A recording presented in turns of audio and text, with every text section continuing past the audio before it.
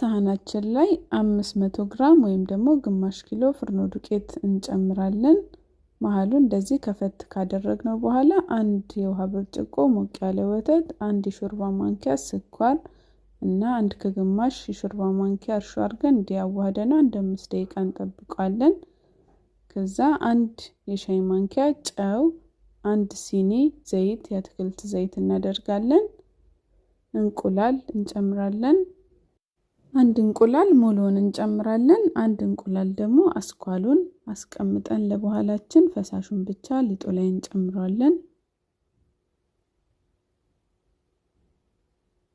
መቀጠል ዳባችን ቆንጆ ቃና እንዲኖረው ቫኒላ እንጨምራለን። ቫኒላ ፈሳሹንም ፓውደሩንም መጠቀም ትችላላችሁ። አንድ ላይ እንደዚህ አዋህደን ዱቄት እንዳስፈላጊነቱ እየጨመርን ለስለስ አድርገን እናቦካና 45 ደቂቃ ሸፍነን እናስቀምጣለን። ከ45 ደቂቃ በኋላ የምንዳምጥበት ቦታ ላይ እንደዚህ ዱቄትን እንነሰንሳለን። ሊጣችንን እናውጣና እንዳምጣለን።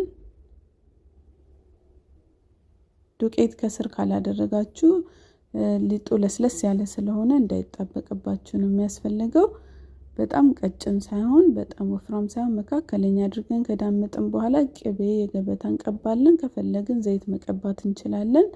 ከዛ ጥቁር አዝሙድ ለጣዕም እናደርጋለን። እንደዚህ ጥቅልል እናደርገዋለን። ጥቁር አዝሙዱን ከመነስነሳችን በፊት በእጃችን እሽት ብናደርገው ቆንጆ ነው። በደንብ ቃናው ይወጣል። እንደዚህ ጥቅልል እናደርገዋለን። ጫፉን ወደ ውስጥ እናስገባዋለን እንዳይፈታ። ከዛ እንደዚህ እንዳምጣዋለን። በዚህ መልኩ ከዳመጥን በኋላ ባትራችንን ቅቤ የገበታ ወይም ደግሞ ዘይት ቀብተን ዱቄት ከላይ ነስነሰን እናዘጋጃለን እንዳይዘብን።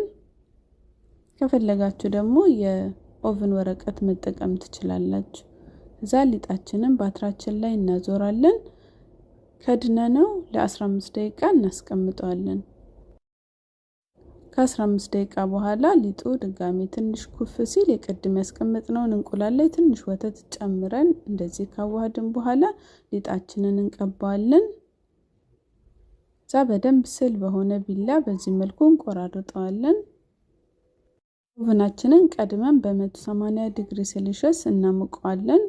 ከዛ በኋላ ሊጣችንን እንደዚህ ቆራርጠን ካዘጋጀን በኋላ ኦቨን ውስጥ እናደርገውና ለ20 ደቂቃ እናበስላለን። እንዳስፈላጊነቱ ደቂቃ እየጨመርን ቀላ ብሎ ሲበስል እናውጣዋለን።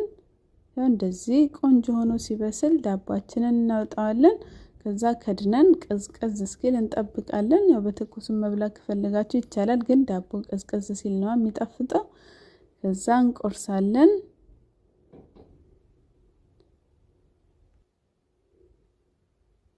ያው ውስጡ ይሄንን ይመስላል። ክፍልፍል ያለ ደስ የሚል ዳቦ ነው። የቫኒላውና የጥቁር አዝሙዱ ቃና በጣም ደስ ይላል። እንዳልኳችሁ የገበታ ቅቤ ግዴታ አይደለም መጠቀም፣ ዘይት መጠቀም ትችላላችሁ። እናንተም ቤታችሁ ሰርታችሁ ሞክሩት። ስለተከታተላችሁን ከልብ አመሰግናለሁ። አስተያየታችሁን ጻፉልኝ። ቪዲዮን ከወደዳችሁት